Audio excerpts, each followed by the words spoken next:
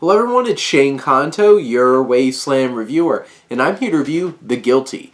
And this is the new American remake of the Danish thriller coming out on Netflix, and this is from director Antoine Fuqua, from writer Nick Pizzolatto, who has done like True Detective and has helped write like The Magnificent Seven with Antoine Fuqua. And this is starring Jake Gyllenhaal. And also some interesting little vocal cameos and performances from the likes of Riley Keough and Peter Sarsgaard, Ethan Hawke, Paul Dano. I'm like sitting there, I'm like never realized any of these things, and then you see the credits and you're just like, oh my god, how did I not notice a lot of these? And this film is based off of a Danish film, which is intense and powerful and just will nail you and hit you like a sledgehammer. I own it. It's somewhere down there. And, like, did this need to have a remake? But, they put the setting, this is LA. There's a giant fire going on, which I thought was interesting. Like, they threw that in there to, because the story wasn't interesting enough. You had to have a giant wildfire as well.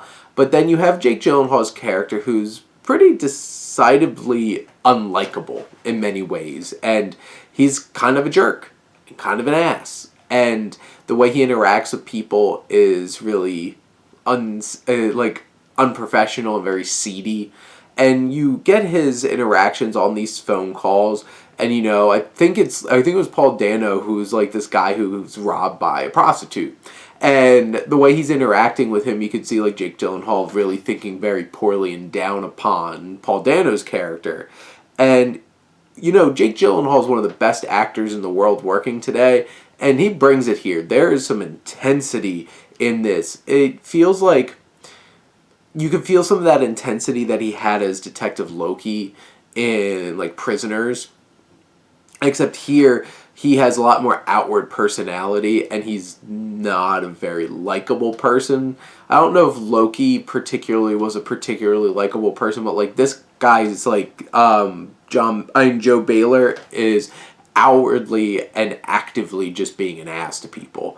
And it challenges you, and there's a lot of twists and turns in the story. Like, I've seen the original film, so like I knew a lot of these things and what was going to be happening.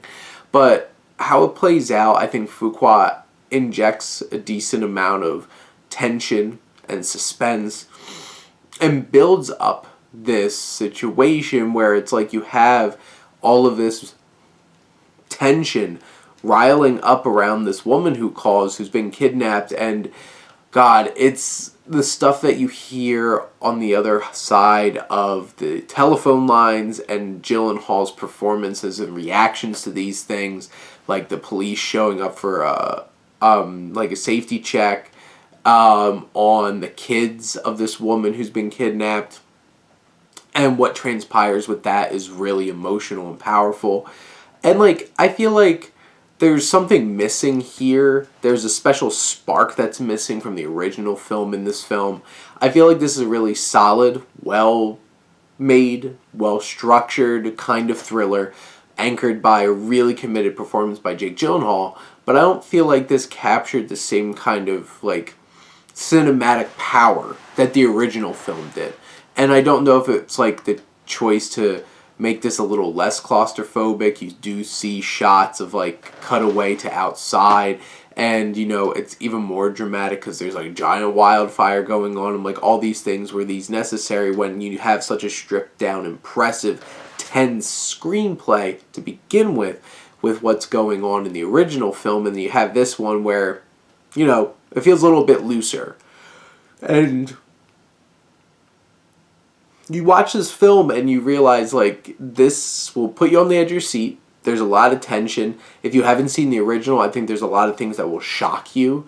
And in the end, it's an emotional ride. This roller coaster that Fuqua takes you on is pretty effective. And this is definitely leaps and bounds better than Infinite that came out from Fuqua on Paramount Plus. So this one on Netflix, I think this is a really solid, strong thriller with a very strong performance from Jake Gyllenhaal, and I think it's worth your time. But those are my thoughts on The Guilty. Let me know what you think, and let's talk some movies. But thank you as always for tuning in and supporting your Wasteland reviewer.